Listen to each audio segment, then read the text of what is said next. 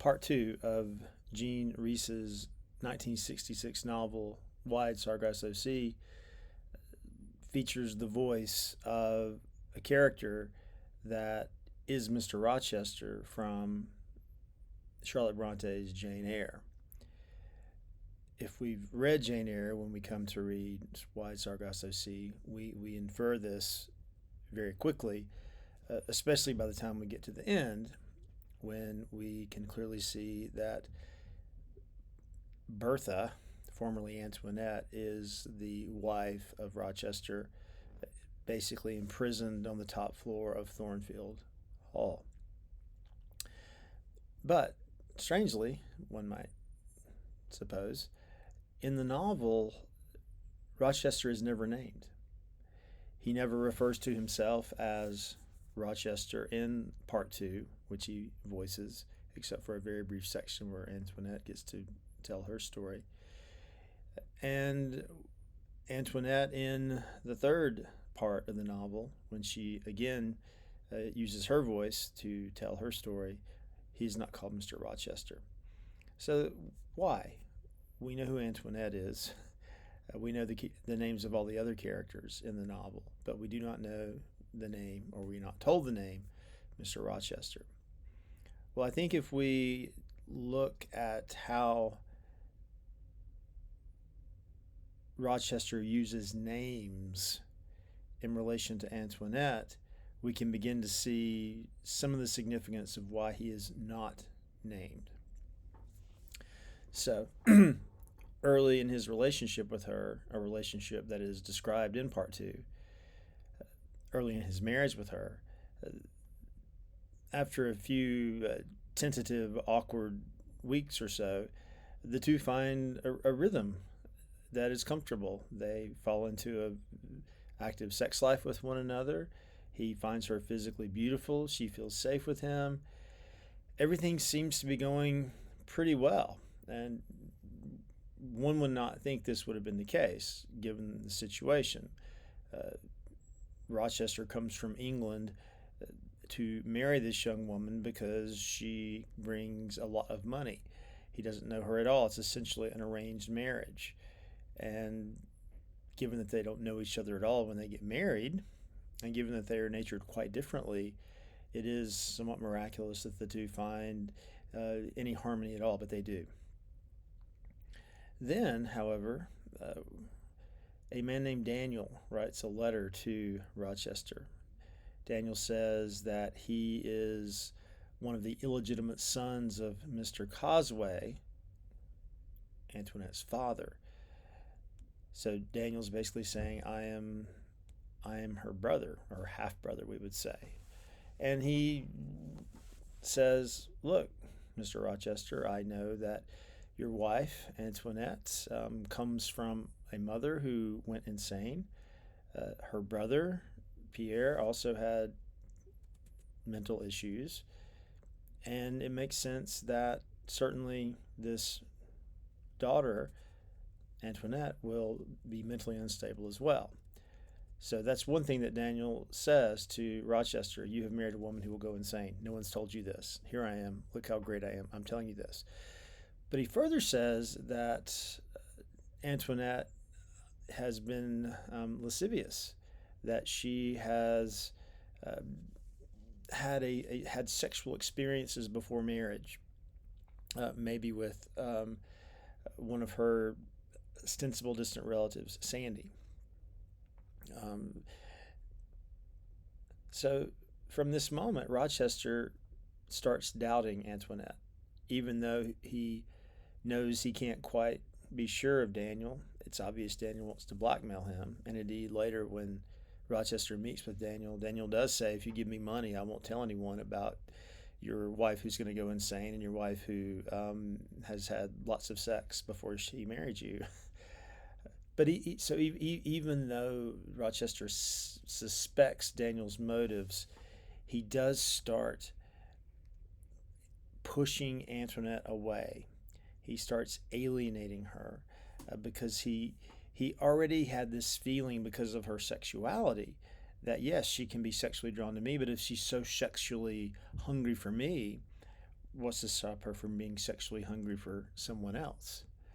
This is how patriarchy often deals with female sexuality. Yes, oh, it's okay if you're very lusty for me, but if you're lusty for me, that means you might be lusty for other men too. So that's how jealousy can arise. And certainly that's what happens with Rochester. He starts thinking that Antoinette is something of a temptress. And that's one reason he doesn't want to sleep with her anymore. And he doesn't. And he also starts thinking, yes, that she is not mentally stable. He already suspected this because, yes, Antoinette behaves in ways that are idiosyncratic to him. We might call these ways, from a more generous perspective, her sort of West Indian lyricism. She is Creole, and this causes her great pain because her identity is split between the white world and the black world. But also, this tension gives her a vibrancy and a vividness that allows her to be attuned to the natural world in preternaturally sensitive ways. We see this in book one. So to someone like Rochester, I'm coming from England with ideals of rationality and logic. He sees Antoinette as kind of mentally unstable. So what happens? Around this time, Rochester starts calling Antoinette Bertha. He found out somehow that Bertha was one of the names attached to the mother. We know from book one that the mother is named Annette, but one of her other names seems to have been Bertha. So why does Rochester start calling her Bertha? Well, he tells her that you just seem a Bertha to me. I'm not going to call you Bertha from now on. And Antoinette says, no, that's not who I am. I am Antoinette. Names have power. And if you call me Bertha, that will take my identity away. This is connected to some of the beliefs in magic in the West Indies, that your name marks who you are, and if your name is taken away or erased, then your identity is taken away or erased. So Rochester naming Antoinette Bertha does two things for him. One, it allows him to label her in such a way that he feels that he has power over her.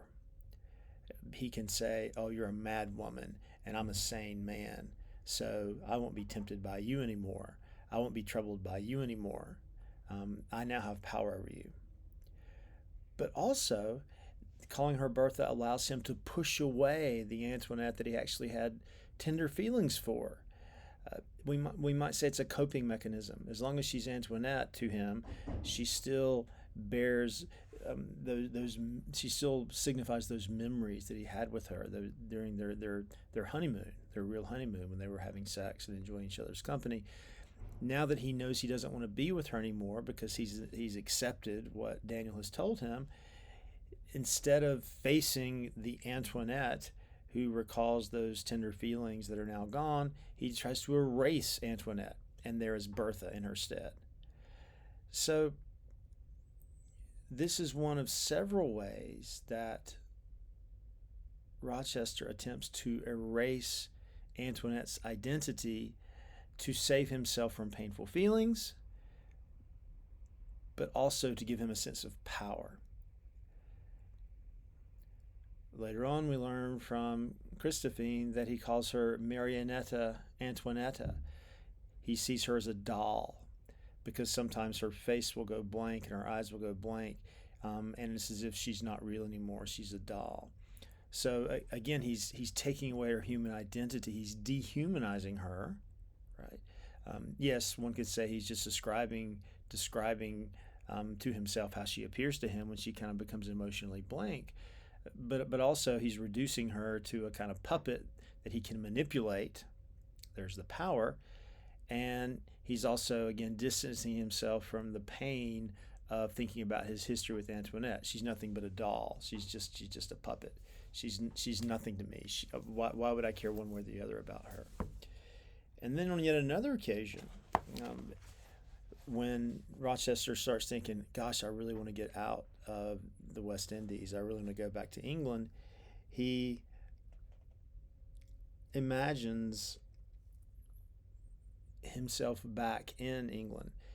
And after having a bit of rum, he starts sketching, something on a piece of paper. He says, I drew a house surrounded by trees, a large house. I divided the third floor into rooms, and in one room I drew a standing woman, a child's scribble, a dot for a head, a larger one for the body, a triangle for a skirt, slanting lines for arms and feet. But it was an English house, English trees. I wondered if I should ever see England again. But he's reduced Antoinette here to a child's scribble. Her head is but a dot, her body but a line, her dress but a triangle.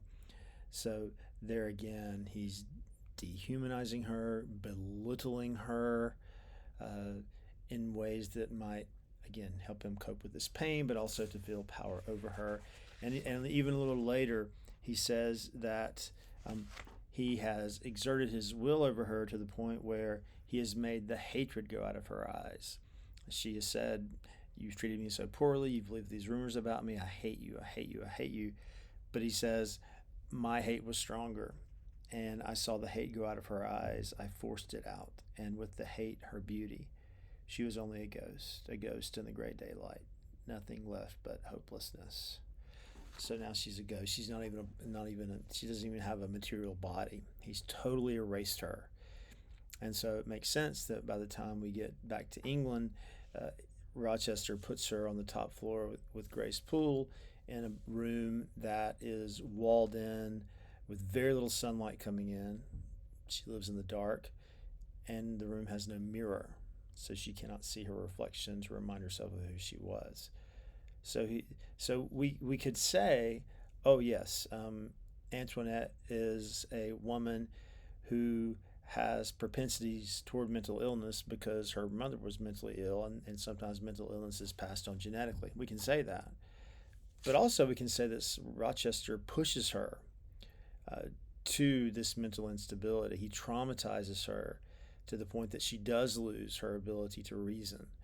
She does lose her reality principle, her ability to negotiate space and time, being led by empirical principles. She tells us at the very end of the novel, I don't know what time is anymore. Something might have happened yesterday. It might have happened 100 days ago. I can't tell anymore. So she's lost any traction in space and time, and that's exactly what Rochester wanted to do to her. He wanted to turn her into a ghost. He wanted to turn her into a drawing. He wanted to turn her into a marionette. He wanted to turn her into a name of his own making. So given his efforts to erase the identity of Antoinette, it makes sense that he himself, in telling his story, would not tell us of his identity. He remains without identity in the way that, say, God himself remains without identity. What does God do in the book of Genesis in the Judeo-Christian Bible?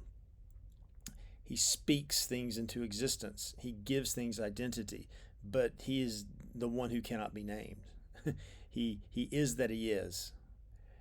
So Rochester stays free of a name, and in staying free of a name, he stays free of a clear identity, but this is good for him because it gives him power. It gives him mobility.